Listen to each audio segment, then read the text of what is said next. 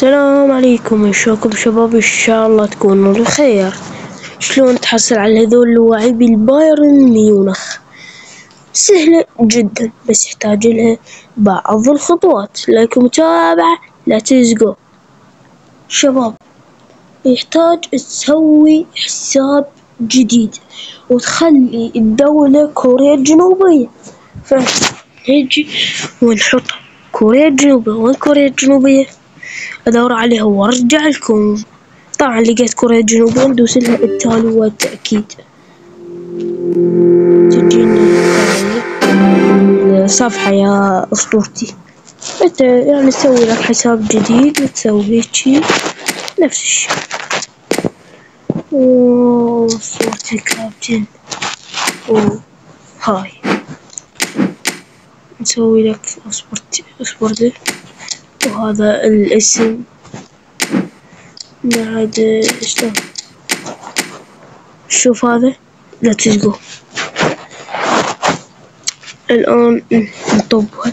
نطبل هنا. هسه راح يجينا التحديث، يعني هو تحديث أكيد راح نحدثه، وهم راح نرجع لكم.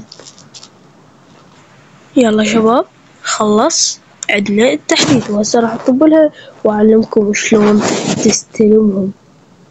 طبعا شوفوا هنا اجانا هذا اللاعب، ندوس عليه، وهنا هاي الفتحة المجانية. وهنا هسه نوخر. هنا راح اقول لكم شلون تاخذون اللاعب الثاني. هسه اخذتوا هذا المدافع يا صديقي. اصبر لي كابتن.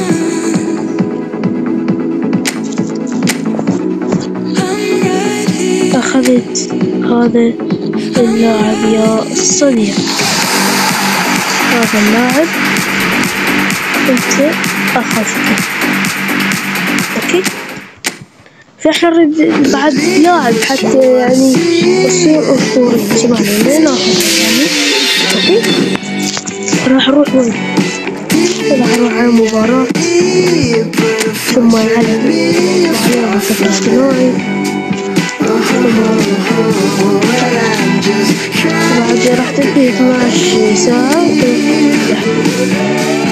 هاي راح تاخذون لاعب كلهم. هاي تلعب لك تحتين هنا حتى لو ضد مبتدئ، مو اوكي.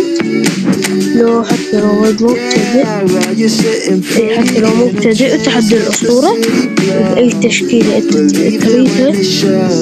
انتهى الفتحة المجانية. إذا عجبكم الشرح لا تنسوا لايك ومتابعة. مع السلامة.